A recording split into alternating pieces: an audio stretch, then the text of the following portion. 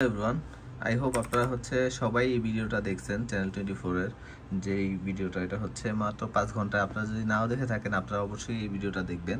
এখানে যাদেরকে দোষারোপ করা হচ্ছে তারা ইন্টারভিউ দিচ্ছে।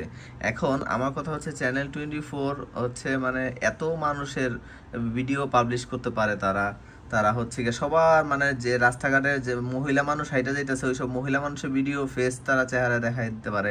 আর এদেরকে দোষী সাব্যস্ত করা হয়েছে, তারপরে এদের কেন ফেস ব্লার করে দিতে হবে? তারা যদি চোর নাই হয় তাহলে তাদের ফেস ব্লার করবে কেন? এবং তাদের মানে হ্যাঁ অবশ্যই চ্যানেলদেরকে ওরা বলছে যে ভাই আমাদের চেহারাটা গোলা করে দিয়েন, আমরা খুব ভালো মানুষ, আমরা ফেরেস্তা, আমরা তো কোনো আকাম করি নাই, তো আমাদেরকে শুধু শুধু একটা দোষারোপ করা হইতেছে। এটাই তো তাদের কথা। তো আপনারা ভিডিওটা দেখেন আমার সাথে সাথে, তারপর আপনারাই বলেন যে এরা কি মিথ্যুক কিনা। মানে এদের কথাবার্তা 100% বুঝাইতেছে যে এরা মিথ্যা কথা বলতেছে, বাট তারপরও কোন কারণে এরা এখনো এইভাবে ঘুরে বেড়াইতেছে এটা আমার মনে হয় আমি মানে বুঝতে পারতেছি না যে এটা কি কোন মানে দুনিয়াতে আমরা আছি। আপনি দেখেন ভিডিওতে কি বলতেছে একটু শুনেন।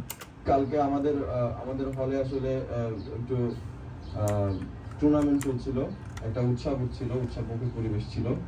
এটা স্বৈরাচার পতন উপলক্ষে হলে প্রোগ্রামটা করা হয়েছে। এখানে বিভিন্ন ধরনের গেম ছিল, ইভেন্ট ছিল। তার ভিতরে আজকের যে দিনটা, এই দিনটা দিনের বেলা ক্রিকেট ম্যাচ চলছিল। পুরো গেটটা বন্ধ করে যাতে খেলা হচ্ছিল ওরা গিয়ে আপনার গেটম্যানের সাথে কথা বলে যাতে আর কেউ ঢুকতে না পারে। আচ্ছা ঠিক আছে, ও বললো যে গেটম্যানের সাথে কথা হয়েছে যে মানে যেহেতু ওদের মোবাইলগুলো চুরি হয়েছে। আচ্ছা বুঝলাম, মোবাইল চুরি হয়েছে, ওরা গেটম্যানের সাথে কথা বলছে যাতে আর কেউ যাতে ভিতরে ঢুকতে না পারে। আচ্ছা ঠিক আছে, আর যদি কেউ ভিতরে না ঢুকতেই পারে তাহলে ওর এই কথাটা আপনারা একটু মাথায় রেখেন যে আর কেউ ভিতরে বাহিরে কোনো মানুষ ঢুকতে পারবে না। ও বলছে দেখেন সূত্রপাতটা এখান থেকে, তখন গেটম্যানকে পুরো গেটটা বন্ধ করে শুধু জাস্ট অল্প একটু পার্ট খুলতে বলা হয় এবং হলের ছাড়া কাউকে ঢুকতে নিষেধ। হলের ছাড়া এই যে কথা তাদের বাই যাইতাছে দেখেন, অল্প একটু পার্ট খুলতে বলা হয় এবং হলের ছাড়া কাউকে ঢুকতে নিষেধ করা হয়। হলের কোনো মানুষ ছাড়া অন্য কেউ ঢুকতে পারবে না। আচ্ছা ঠিক আছে, যেহেতু ওই বলছে হলের কেউ ঢুকতে পারবে না, তাহলে ওদের মোবাইল অলরেডি চুরি হয়ে গেছে। চুরি হয়ে যাওয়ার পরে আবার সন্ধ্যার সময় ওই মানুষটা আবার কিভাবে ঢুকছে? যেদিন চুরি হয়েছে 6টা মোবাইল চুরি হয়ে গেছে, এবং যেহেতু 6টা মোবাইল চুরি হয়েছে হলের প্রত্যেকটা মানুষের এই বিষয়টা জানা কথা, যেহেতু এই দিন টুর্নামেন্ট চলতেছে। আর আপনারা সবাই ভালো করে জানেন যে একটা মানুষ যারা এখানে প্রত্যেকটা প্লেয়ার ওরা বলছে যে ওরা টুর্নামেন্ট খেলছে। তো টুর্নামেন্ট কারা খেলে আপনি জানেন? নর্মালি যেই সব স্টুডেন্টরা মোটামুটি হলের ভিতরে একটু মোটামুটি যাদের একটু ভালো একটা র্যাঙ্কিং আছে, এবং যারা কিন্তু নর্মাল স্টুডেন্ট অ্যাভারেজ আছে একদমই মানে অ্যাভারেজ অনেক স্টুডেন্ট আছে মানে বৈষম্যের শিকার এখনো হয়। আপনারা জানেন কিনা জানি না, এখনো বৈষম্যের শিকার হয় হাজার হাজার স্টুডেন্ট, লক্ষ লক্ষ স্টুডেন্ট এখনো অনেক কিছুতে তারা সুযোগ পায় না, কিন্তু এরা কিন্তু পাচ্ছে। এরা যেহেতু নিজের মুখে বলছে এরা টুর্নামেন্ট খেলতেছিল, তার মানে এদের হলের ভিতরে ভালো একটা ক্ষমতা আছে, প্রত্যেকের একটা হলের ভিতরে ভালো একটা ক্ষমতা আছে। তারপরের কথাগুলো শুনেন ওনার। এইটা সম্ভবত 12টার দিকে ঘটছিল। আচ্ছা 12টার দিকে ঘটছে। অপরিচিত সে এসে আমাদের ওই কমেন্ট দিয়ে এই যে জায়গাটা একটু শুনেন। তো এটা তখন 8টার কাছাকাছি, 8:45 হইতে বাজবে, 8:45 থেকে 8টার মধ্যে একটা লোক অপরিচিত সে এসে আমাদের ওই কমেন্ট্রি বক্সের সামনে বসে পড়ে। তো দুপুরবেলাও যে ঘটনাটা ঘটছে কমেন্ট্রি বক্সের ওই দিকে ব্যাগটা নিয়ে চলে গেছে। আচ্ছা আরেকটা ওই যে কি করছে তোফাজ্জল যেখান থেকে এর আগে চুরি হয়েছিল সেখানে আইসা ও বলতেছে ওর ভাষ্য মতে, এই চোরের ভাষ্য মতে মানে খুনি শালারপুত, ওর ভাষ্য মতে যে ওই লোকটা আবার আসছে বিকালবেলা। আপনার কি মনে হয় যে লোকটা 6টা মোবাইল চুরি করে নিয়ে গেছে, এই লোকটা এতই বোকাচোদা? হ্যাঁ, মানুষ এত বোকাচোদা যে সকালবেলা এসে চুরি করে নিয়ে গেছি এত বড় একটা বিশ্ববিদ্যালয় থেকে, আমি সন্ধ্যার সময় এসে আবার চুরি করে নিয়ে যাবো? এটা সম্পূর্ণ মিথ্যা কথা, এটা তো বুঝাই যাইতেছে। তারপরে কথাগুলো শুনেন। ও নাকি বলছে যে ও চিনে কে চুরি করছে, ওকে কেউ চিনতে না পারায় ওকে ওর পরিচয় জানতে চাই, বলে যে আমি কিনা। তো সে স্বীকার করে যে সে ওই ফোন 6টা সে চুরি করে নাই, কিন্তু যে চুরি করছে তাকে সে চিনে, তাকে সে ধরিয়ে দিতে পারবে। আচ্ছা ঠিক আছে, মানলাম। তো এইখানে আপনারা 100% সবাই ক্লিয়ার হয়ে গেলেন যে চুরি ও করে নাই, মানে ওর উপর যে এই ছেলেটার উপর তোফাজ্জল যাই হোক, এই ছেলেটার উপর যে একটা প্রতিবাদ দেওয়া, একটা ওর উপর একটা দোষ দেওয়া হয়েছে যে ও চুরি করছে। ও কিন্তু চুরি করে নাই, ও নিজের মুখে, এই যে কুত্তার বাচ্চা নিজের মুখে স্বীকার করছে যে ও চুরি করে নাই। তাহলে ও চুরি করে নাই, অন্য কেউ চুরি করছে, অন্য কেউ চুরি করলে ও মাইর খাবে কেন? আমি একটা চুরি দেখছি এবং চুরি দেখার কারণে আমি পুলিশকে কল করছি, কল করার কারণে পুলিশ এসে আমাকে ব্লেম করছে। এই ঘটনা ঘটছে, এটা আজকের না, এটা অনেক আগে ঘটনা, এটা আপনাদের সাথে কোনোদিন শেয়ার করব। আমি মানে রিপোর্ট করার পর আমি ভিকটিম হয়েছি। এখন সেম ঘটনাটা কিন্তু এখানে ঘটছে। ওই ছেলেটা বলছে যে কোনো কারণে হয়তো বা ওদের পেশারে, কারণ ওরা কিন্তু সব কুত্তার বাচ্চা, ওরা একটা মানুষের অবশ্যই ছেলেটার চেহারাটা দেখলেই বোঝা যায়। দেখেন এই ছেলেটার চেহারা দেখলেই বোঝা যায় যে এই ছেলেটার উপরে মানসিকভাবে এবং শারীরিকভাবে কি টর্চারটা করা হয়েছে, যে ওর মানে ও মানে কেমন পাগল পাগল হয়ে গেছে ওর ফেস। আর যেই মানুষটা হচ্ছে বলছে যে ও চুরি করে নাই, ও চুরি করছে, যে মানে এমন মানুষ সম্বন্ধে জানেও, তাহলে তাকে ওকে কেন মারা হবে, ওকে কেন মারা হয়েছিল? এবং ওকে যে ও যে বললো যে ও, শোনেন আপনারা কথাগুলো। তার বক্তব্য। তারপরে এটা শোনার পরে ওকে ওইখান থেকে, আমি তখন নিজে ছিলাম উপস্থিত, আমি নিজে ওকে নিয়ে এসে ক্যান্টিনে তাকে খাওয়ার জন্য বসাই। এই যে আচ্ছা বাবা, সাধু বাবা, দরবেশ বাবা হচ্ছে ওরে নিয়ে ক্যান্টিনে খাওয়াইছে। খাওয়ানোর ভিডিও কিন্তু আপনারা সবাই দেখছেন। আপনার কি মনে হয় খাওয়ানোর আগে এই ছেলেটারে যখন খাওয়ানো হইতেছিল তোফাজ্জল হোসেনকে, এই যে ছেলেটা না, এই যে ভিডিওটা কি এখানে আছে? আচ্ছা যাই হোক, আপনার ভিডিওটা আশা করি আপনারা সবাই দেখছেন যে ওকে যে খাওয়ানো হয়েছিল, এই খাওয়ানোর সময় কিন্তু বোঝা যাইতেছে যে ওরে প্রচন্ড মারা হয়েছে। মানে খাওয়ানোর আগেই ওরে পাগল বানায় দেওয়া হয়েছে, মানুষ অমানুষের বাচ্চার মতো ওরে পিটাইছে খাওয়ার আগেই। তার মানে খাওয়া, ও যেহেতু এখানে স্বীকার করলো যে ও নিজে যে খাওয়াইছে। আহারে সাধু বাবা আমার চোদনা রে, ও নিজে আইনা খাওয়াইছে, ও বলতাছে বাবা খুব মহৎ কাজ করছে, কিন্তু খাওয়ানোর আগে কি করছে এটাও বললো না কেন? বা এই সাংবাদিক জিজ্ঞাসা করছেন, এই সাংবাদিক কেন কাজ করলো না? যে আচ্ছা ওনার তো খাওয়ানোর সময় তো অবস্থা খারাপ ছিল, ওই সব কোশ্চেনের অ্যান্সারগুলো আমরা পাইলাম না কেন এখনো? তাকে খাওয়ার জন্য বসাই এবং ক্যান্টিনে যারা ক্যান্টিন বয় আছে ওদেরকে খাবার দিতে বলি, বিয়ার খাবার দিতে বলাই, ক্যান্টিনে ওরা ওকে খাবার দেয়। তো এর মাঝখানে আমার একটা ফোন আসে, সেটা হচ্ছে অনেক ইম্পর্টেন্ট কাজ, পাম্পে গেছিল তেল ভরতে, তো ওই নজলটা ছুটে গিয়ে ওর পুরো শরীর পেট্রোলে ভরে যায়। তো আমি ওদেরকে বলে যাই, এখানে যারা ছিল ওদেরকে বলে যাই যে ওকে যেন খাওয়ানো শেষ করে প্রভোস্ট স্যারের হাতে তুলে দেওয়া হয়, কারণ হলের নিরাপত্তার দায়িত্ব প্রভোস্ট স্যারের। এই যে এখান থেকে আপনারা বুঝতে পারেন যে ও কত বড় একটা কালপিট। ও বলছে যে ওর একটা ভাই, ওর ছোট ভাই হচ্ছে আগুন নাকি হচ্ছে গ্যাস পেট্রোল গেছে, হোয়াট এভার ইট ইজ, ওইখানে গেছে। ও বইলা গেছে সবাই যে প্রভাস স্যারকে, মানে যেই হোক, আমি এগুলো সময় যাই না, ভার্সিটি আমি পড়ালেখা করিও নাই, আমি হচ্ছে এ লেভেল পর্যন্ত পড়ালেখা করছি, এরপরে সরি এ লেভেল না, ও লেভেল পর্যন্ত পড়ালেখা করছি, এরপর আমি আর পড়ালেখা করিনি, আপনারা সবাই জানেন এটা। তো সেই বিষয়ে আমি আবার ভিডিও বানায় বলবো, কিন্তু আপাতত আজকে এই চ্যাপ্টারে থাকি। এখানে ও বলতেছে যে ও সবাইরে বইলা গেছে যে যাতে ওই যে কার কাছে, মানে হলের যে মেইন হয়তো বা থাকে যে প্রশাসন, প্রভাস স্যারের কাছে তুলে দিবে। যাই হোক উনি কি র্যাঙ্কে আছে যাই না। তো ও তার মানে এখানে ক্লিয়ার বোঝা যাইতেছে যে ও হচ্ছে মানে ভালো হচ্ছে ওই যে মাইটটা যে দিছিল, যে ছেলেটাকে মারা হয়েছে, মাইরের মেইন লিড, মানে যারা হচ্ছে লিডার, হচ্ছে যারা লিড দিছে বিষয়টা নিয়ে, এর ভিতরে ও ছিল। ও হচ্ছে একদম লিস্টের ওয়ান। আপনারা লেখা রাখেন সবাই, এই যে চেহারাটা ব্লার করে দেওয়া আছে, এই মানুষটা হচ্ছে 1 নাম্বার একদম, ওই হচ্ছে মেইন লিডার এই মাইট দেওয়ার জন্য। কারণ ও নিজের মুখে স্বীকার করছে, ও বইলা গেছে প্রভাস স্যারের কাছে দিয়ে দেওয়ার জন্য। তার মানে কি ওর কথায় অনেকে চলে এখানে, এটা ওর একদম 100% ক্লিয়ার স্পষ্ট বোঝা গেল। তারপরের কথাগুলো শুনেন। কারণ হলের নিরাপত্তার দায়িত্ব প্রভোস্ট স্যারের নিরাপত্তা, যেখানে গাফিলতির কারণে 6টা ফোন চুরি হয়েছে। টিউশনের উদ্দেশ্যে এনাইটার দিকে টিউশন থেকে ফিরে এবং এই চোরের কাহিনীটা একটু শুনেন সবাই। আমি হচ্ছে টিউশনের উদ্দেশ্যে বেরিয়েছিলাম বিকেলবেলা।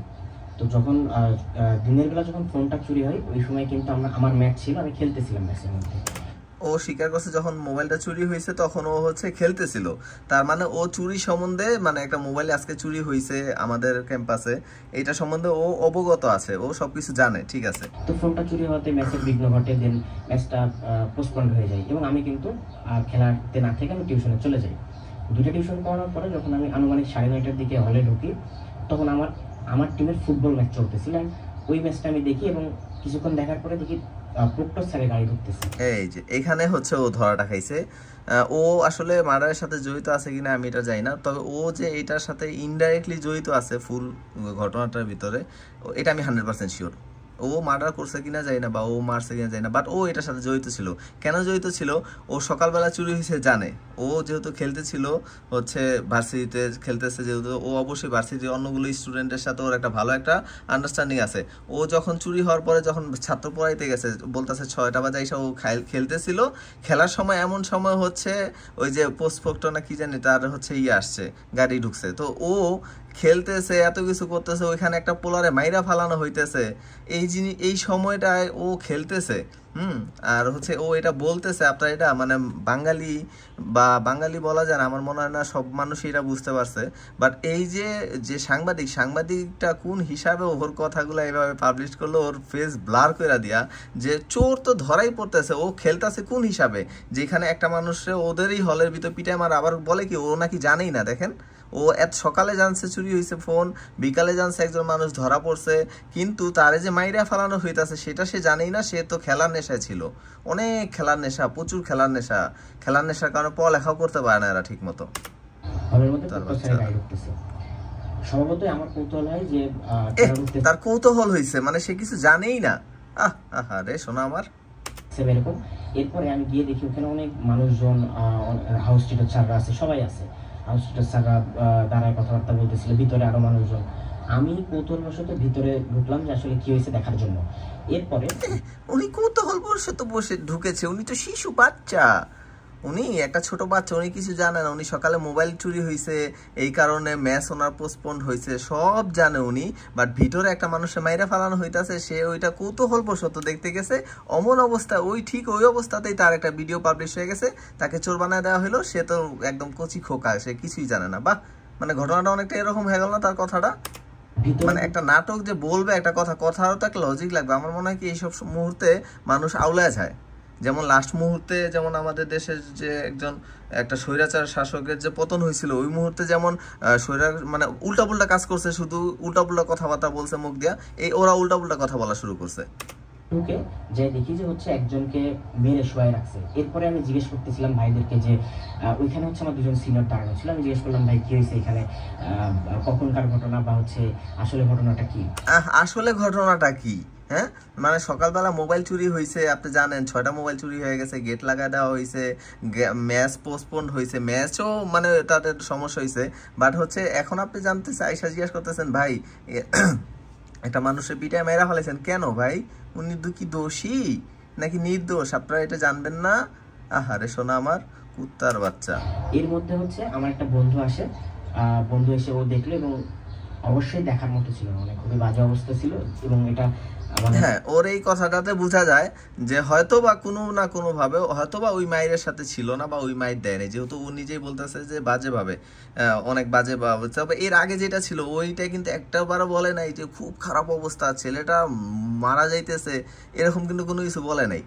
ও একটু ওর মুখ দিয়ে বলছে যে ছেলেটা বাজে অবস্থা। তার মানে এর থেকে কিছুটা বোঝা যায় যে ও হয়তোবা ছিল, সবই জানতো, হয়তোবা চুপচাপ ছিল। কারণ এদের ভিতরে তো এখনো মানবিকতা যেটা আছে, এটা এদের ভিতরে এখনো জায়গা উঠে নাই।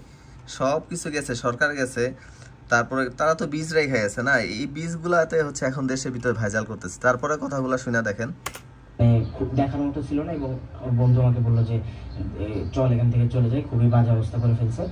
সো এরপরে আমি হচ্ছে চলে আসি। আচ্ছা, এরপরে চলে আসি। তোমরা চলে আইসা কোন বাল ফালাইছো? তোমরা সেনাবাহিনী জানাও নাই কেন? তোমরা কোন পুলিশে, তুমি কারে ফোন দিয়ে জানাইছো যে এইভাবে একটা মানুষে মারা হয়েছে? এটা চোর হোক বা চোর হলে, ও যদি চোর না, ধরলাম ও হচ্ছে মার্ডারার, রেপ করছে কেউ রে, তুমি পুলিশের, তোমার তো এই জিনিসটা তুমি যেহেতু দেখছো, তুমি মোবাইলে কল দিয়ে জানাই দিতা পুলিশকে, তুমি র্যাবকে জানাইতা, তুমি সেনাবাহিনীকে জানাইতা। বাংলাদেশে এখন সবার নাম্বার হচ্ছে অ্যাভেলেবেল, সব যতগুলো ডিপার্টমেন্ট আছে সব অ্যাভেলেবেল, প্রত্যেককে ফোন ধরে। আমি এর ভিতরে কল দিয়েছিলাম কোনো কারণে, প্রত্যেকে কল ধরে এবং হচ্ছে সলিউশন দেয়, খুব পারফেক্ট সলিউশন, এবং আগের মতো ঘুষ দিন নাই, এটা আপনারা সবাই জানেন। তো ও কি জানে না? ও কি কচি খোকা? ও কি জানতো না যে আমি যদি পুলিশে ফোন দেই, ও কি বলবো এখন যে পুলিশ ফোন দিলে বড় ভাইরা যদি মারে, আরে বড় ভাইরা তোরা মারে, এখন কি বাঙালি কি তোরা কি গোয়াইবো? বাঙালি তোরা এখন কি করবো? তুই তো ছিলি যে 2 থেকে 5 মিনিট যে আমি ওখানে ছিলাম, এবং আমি হচ্ছে যে সিনিয়রদেরকে জিজ্ঞেস করতেছিলাম যে ভাই কি হয়েছে। আমি জানি না কে বা কারা, ওইখানে আরো অনেকজন ছিল, এখানে মোটামুটি হচ্ছে 30-40 জনের মতো ছিল। এই যে দেখছেন 30-40 জন মানুষ ছিল। এই প্রত্যেকটা 30-40 জন মানুষে হিসাবে মানে প্রত্যেকটা 30টার বিচার করতে হবে। যেখানে 30 জন না, যদি 50 জন মানুষও থেকে থাকে 50 জন মানুষের বিচার করতে হবে বাংলাদেশে।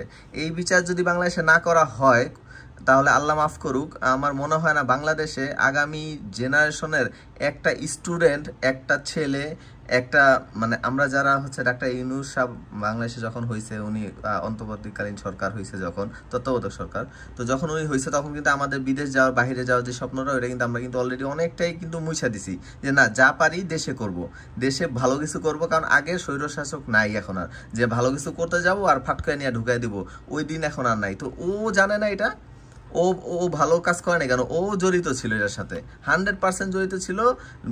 মানে ইয়া হোক, পরোক্ষভাবে হোক, বা হচ্ছে দূর থেকে হোক, ফোনে হোক, যেভাবে হোক, মানে হুকুমদাতা হোক, কোনো না কোনোভাবেও ছিল 100%। কেউ হয়তো সেটা ছবি উঠাইছে, উঠায় হচ্ছে 2-3 মিনিট তুমি শুধু যায় একটু বাল ফালাইছো, জানতে চাইছো, এর ভিতরে তোমার ছবিটা আইসা পড়ছে। আর যখন ইয়া করছে, তোমরা যখন মাইট দিছো, তখন তোমরা তো মাইট দেওয়ার সময় তো কারোর ভিডিও করতে দাও নাই। ওই সময় তো তুমি গেছো সাধু বাবার সাথে, সামনে বড় অফিসাররা ছিল, হয়তো ভার্সিটির ইয়া ছিল, মানে যে যারা সিনিয়র যারা টিচার তারা ছিল, সিকিউরিটিতে যারা আছে দায়িত্বে তারা হয়তো বা ছিল, এই জন্য তোমরা ওই সময় ওইখানে যা সাধু বাবা, দরবেশ বাবা সাজছো কিন্তু, এবং ওই কারণে ওইখানে ভিডিও করতে পারছে মানুষ। আর তোমাদের সামনে তোমরা যখন মারছো, তখন তোমাদের সামনে কেউ ভিডিও করার সাহস পায় নাই, এখনো মানুষ ভিডিও করার সাহস পায় নাই তোমাদের সামনে। সেটা দিছে এবং যেই মারার ভিডিওটা পাবলিশ হয়েছে ওইটাও হয়তো বা দেখো গোপনে করা হয়েছে, বা তোমরা কৌতূহলবশত যে আমরা এরকম একটা চোর ধরে মারছি, এইরকম একটা বশত তোমরা এই ভিডিওটা করে রাখছিলে। ভিডিওটা যে ভাইরাল হয়েছে, এই ভিডিওটা যদি ভাইরাল না হইতো, আমার মনে হয় যে মানে কি একটা অবস্থায়। তো আপনার ভিডিওটার পর নেক্সট পার্টটা শোনা। ওইখানে অনেকজন বসা ছিল, দাঁড়ায় ছিল। আমি জাস্ট ওখানে 2 মিনিটের জন্য ঢুকে জিজ্ঞেস করতেছিলাম যে ভাই কি হয়েছে। অ্যান্ড এইটাই হচ্ছে এখন সবচেয়ে বেশি মানুষ দেখতেছে বা এরকম বা ভাইরাল হয়েছে যেটা বলা যায়। খেলা ছিল আমাদের ক্রিকেটের টুর্নামেন্টে, আমরা আসলে কি করতেছিলাম, সব ফোনগুলো একখানে মানিব্যাগ সব। এই যে এই ইয়ার সিনিয়র ভাইয়ার কথাটা শুনেন, ভাইয়াটা অনেক সিনিয়র, যেহেতু রাখছি, রাখার পর এক ব্যাগে রাখছিলাম, জুনিয়রকে দায়িত্ব দিয়েছিলাম, জুনিয়র এক জুনিয়রকে দায়িত্ব দিছিলাম। আপনারা এখানে একটু কথাটা ক্লিয়ার হন যে মানে উনি যে এখানে একটু ভালো একটা লিড পজিশনে আছে। আপনারা একটা জিনিস খেয়াল রাখবেন মাথায়, যে মানুষের যদি কোনো জায়গায় ক্ষমতা না থাকে, সে ওই ক্ষমতা কোনো দিন এইভাবে ব্যবহার করতে পারে না। এর ক্ষমতা ছিল, এর সবার সামনে মারার ক্ষমতা ছিল, এ মারছে, এ তার ক্ষমতার প্রভাব দেখাইছে। এর কি অবস্থা হবে আপনারা বাঙালি জাতি নিজের চোখে দেখবেন, এবং এর খারাপ অবস্থা না হওয়া পর্যন্ত আমি এই ভিডিও করে যাব ইনশাল্লাহ। করছে ওইখানে কমিটিকে কাউকে দেওয়ার কারণে পরে কিছুক্ষণ পরে যে দেখে ব্যাগগুলো নাই, মানে ব্যাগে ফোন সহ নাই। তখন আমরা কি করলাম, ওই খেলাটা ওইখানে ক্লোজ করার পরে আরেকটা টিম খেললো। পরে আমরা খুঁজে করলাম, ফোন টোন দিলাম, তখন আর কি কোনোভাবে যখন পাইলাম না, কোনো আপডেট পাইলাম না, তখন আমরা খেলাটা শেষ করে আমরা কি করলাম, জিডি করতে গেলাম। ঠিক আছে, জিডি করতে গেলাম। তখন আমরা সবাই জিডি করে সন্ধ্যা বেজে গেছে আর কি। তো সন্ধ্যার পরে এসে আমি রুমে রেস্ট নিয়ে ঘুম পারে। পরে আমাদের রাতে খেলা ছিল, তা খেলা শেষ, মানে খেলাটা প্রায় 8টার কাছাকাছি এরকম হবে। তা খেলতে গেলাম, তা খেলা শেষের পরে বা ওই সময় শুনলাম চোট ধরছে। তখন আমরা ওই সময় আমাদের খেলা চলতেছিল, তখন আমরা কী করলাম, খেলাটা শেষ করে প্রায় এসে শুনলাম মেহেন্দি লেগে গেছিল যে চোট ধরছে। তখন আমার যে ভাই রকি ভাই ছিল, তা উনিকে বললাম যে ভাই কী করবেন। কারণ উনি আমাকে বললো যে সোহাগ, তোমার ফোন যা হারায় হোক, তোমার দায়িত্ব আমার, তুমি একটা গায়ে টাচ করবো না। ঠিক আছে, তখন আমি এখন পর্যন্ত যেটা বলি, এখন পর্যন্ত মানে কোনো গায়ে টাচ করিনি আমি, কোনো কিছু এখন পর্যন্ত। এখানে একটু ওর কথা একটু চোর আমি ধরা পরে দেখেন, ওরে আরেক ভাই বলছে যে ভাই তোমার মোবাইল হারাক বা যাই হোক, গায়ে একটা টাচ করবা না, ঠিক আছে। আর উনি হচ্ছে গিয়ে দুধ কলা দিয়ে ভাত খায়, এই কারণে উনি একটা গায়ে টাচ করে নাই। দায়িত্ব আমার, তুমি একটা গায়ে টাচ করবে। মানে ও হচ্ছে নিশ্চিত, ও হচ্ছে অনেক আক্রমণাত্মক ছিল। ও যদি ও যেটা বলতেছে মুখ দিয়ে, ওর এই ঘটনা যদি সত্যি হয়ে থাকে যে আচ্ছা ঠিক আছে, ওর একজন বড় মারে নাই, মারার আগে ওর এক বড় ভাই ওরা বলছে যে বাবা তুমি হচ্ছে গায়ে টাচ করো না, তোমার মোবাইল হারাক আর যাই হারাক, যেহেতু স্বীকার করছে নিজের মুখ দিয়ে, তার মানে কি ও অনেক আক্রমণাত্মক ছিল।